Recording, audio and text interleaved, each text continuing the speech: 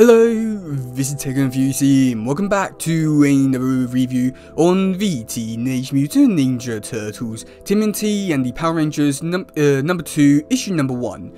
So this crossover was interesting, I would like to say, in terms of how it's starting off and with what things are supposed to be coming in later issues.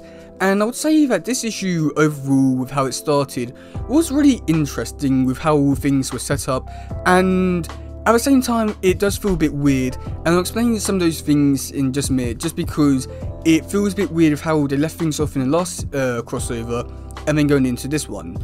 I mean, like, the main thing is the fact that the Turtles and Power Rangers are very, like, friendly, and then all, like, as if, like, they, I don't know how to explain it, but, like, you know, they've been there, like, they're interacting a lot more, and just hanging out normally. Whereas in the last one, they were like, I mean, it was, I think it was actually confirmed that they were in like 2 different cities. But now the Turtles are just hanging out in, is it Angel Grove the Power Rangers are in? So I do find that a little bit weird. And then also the fact that the Turtles actually have a, like a natural upgrade to their characters as well. Because they have like different stuff on their sheets. I noticed that with like Leonardo and Donatello. And that's more or less it for the changes, which were interesting, and I'm not too sure how I feel about them, just because on the one hand it's cool to see them just, you know, just interacting straight away, not having to wait like another issue for them to get together. But at the same time, I do think that it is like a little bit weird for them to be interacting so much all the time. Just because, like, I mean, just because after this crossover, the Turtles won't be in the Power Ranger comics, so I do think that's like a tad bit weird, but you know, it was decent nonetheless. Okay, so going into the actual story now, and it was interesting.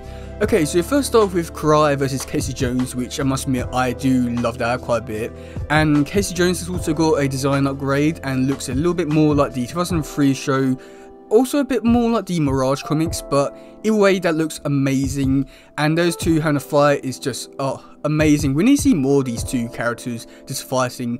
Why don't they fight enough in like Total Universe? But that is when we find out that Casey Jones is after Shredder and is looking for him and asking Karai questions. But that is when Karai gets some help and Casey is knocked out by someone who we don't really know just yet. Okay, so then we go into the Power Ranger side of things in a way, and we see that at this juice bar thing, we see the Turtles are now humans, and it's really interesting. I don't really like the designs of them in terms of, like, I mean, it was more the fact that Donnie has like a purple bandana on his thing, to, even though it looks more like the actual Turtles, I don't know, the clothing choice which I had, it makes them look a little bit weird, but I do like certain aspects of like these human version of the Turtles. I mean, Mikey was using his fingers, but only had like making out as if he had 3 fingers, and all crooked like he was as a turtle. I must admit, I do like those little touches, but make it like really unique and really interesting. And then in the next scene we got to see Donnie and Billy talking about some upgrades, and this is a bit which I found a little bit weird, just because like Billy was talking about Shadow Morphers, and I'm not too sure if he was talking about the ones from the last crossover, or if he's talking about some other Morphers from something else. And these were the ones that the Power Rangers used in the last crossover, but I don't really know why they still want to use those, just because, I mean, they're Power Rangers, well, they want to transform into ninjas without any sort of abilities or anything to actually help them in a fight. And then also, they also try and talk into, like, the Turtles getting their own morphers, which I must admit is cool to have the Turtles come back as the Power Rangers and all, but I do think it's like losing that charm of being like very unique and very like from that comic. It's just becoming like a regular thing now, which I'm cool with it, but at the same time it's losing that uniqueness for it. And then also talking about a secret weapon, which I'm not too sure what it could be, so who knows really. And yeah, so then going into the next scene we got Billy. Then going into the next scene we got Jason and Leonardo fighting and training, and I thought it was interesting. I did enjoy this a little bit here. I do like the training scenes in Turtles, and this bit was quite interesting. As you got to see Leonardo training with the Red Power Ranger sword, and the Red Power Ranger training with the with Leonardo's swords. I thought that's really interesting, and we'd like to see that like be developed quite a bit more. But again, this is all like comes into my problem with the Power Ranger crossover so far, with the Turtles interacting with them so much. Because after, I mean, just like after this crossover, they're not going to be training like this, so I'm cool to see it, but at the same time, it just feels very forced into it and just weird. So yeah, it was cool. But I must admit, this is the point in the comic which I must admit, it did look a little bit weird in terms of the actual artwork. I'm not too sure what kind of vibes were giving me, but it was like specifically the Red Power Ranger when he took his helmet off. It was giving me like anime type vibes. Or there's this one show which I remember, like Voltron or something like that. It's giving me that kind of vibes for that kind of art style. It's not necessarily bad, but it did look a little bit off and a little bit weird, but it was interesting to say the very least. And then going into the next scene, which is, oh god, I have to say is possibly my favourite scene from this issue. We get to see Raphael and Green Power Ranger Shredder interact with Rat King. And oh my god, this was just amazing. Yeah, I don't really know where to begin. Like, the whole stuff it's just amazing. The Rat King had the 80s Rat King design, that was perfect. But I do think they went a little bit over the top with him being a like king with having knights and stuff. I do think that was a little bit weird and did like stray away from what his character actually is. But, you know, it is this version of Rat King, so it's very different, so I can't complain too much, and I did love it. There were some other little things which I did notice here, which I did mention some other villains. They mentioned Slash, Leatherhead, and, like, that's cool. I wonder if I actually get to see him. I sort of do hope that we do. I'm not too sure if he will or not, but it'll be interesting to see, like, what design and also what, like, their actual, like, personality is. Because I mentioned that Slash's Leatherhead, no, not Slash's Leatherhead. Leatherhead is a villain, so I can only imagine that this is more like the 80s world and all that. But either way, this bit was just amazing, just to see the Rat King. Oh god, that was amazing. But I must admit, I would be lying if it said that.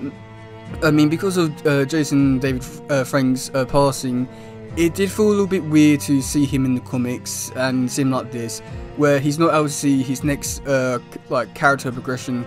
It did feel a bit weird, but at the same time, there's not too much to do, or I can really say about it. It did feel a bit weird, but I don't know. He got to meet with the Rat King, so yeah, I don't know how to end this little segment.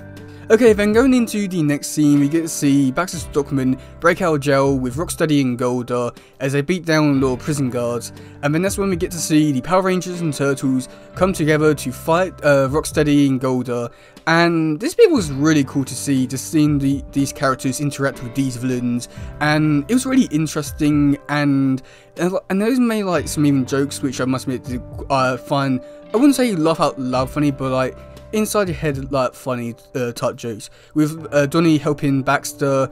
I must admit, I would definitely do want to see more interactions between the Power Rangers and Turtles, like actually mix them up a bit, because this is like how Donnie interacted with Trini, I think it is. So I would like to see like different Power Rangers interact with different Turtles, as well like I don't know, it'd be interesting to see them. I think like like Billy and Mikey could be a really good one, just because of how well Mikey and Donnie interact. I feel like that could be like a really interesting one to see. I'm not too sure like what other ones could be interesting, but I do want to see more interactions between different characters instead of just the stereotypical ones, such as Jason and Leonardo because they're the leader, and Zach and Mikey because they're the party ones, and yeah, Billy and Donnie because they're the smart ones. I'm not too sure why Jason and no, not Jason, Tommy and Raph are interacting the most. They seem a little bit weird to be pairing up, but either way is interesting.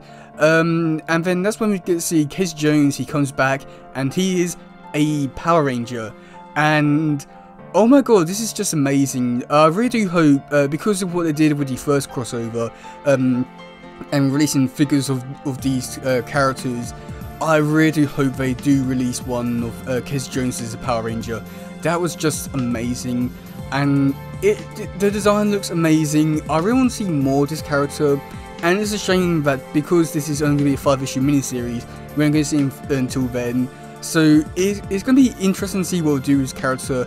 His design looks so cool. I really would like them to do something like this with April, and not just make her the Pink Power Ranger. We'd like them to actually do something a bit more and make her more unique and stand out compared to the Turtles.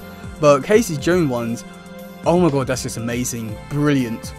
But yeah, that's going to be it for this video. I'm quite interested to hear what you say about this in the comment section below. just because there was so much that happened in it, and oh my god, it was just amazing. I'm really interested to see what they do next, just because they did like a lot of stuff in this issue that I heavily enjoyed, and I can't wait to see where everything goes next time. But yeah, that's gonna be it for today, guys. If you do listen, please share, like, subscribe, and all that stuff. Goodbye, yo, bye.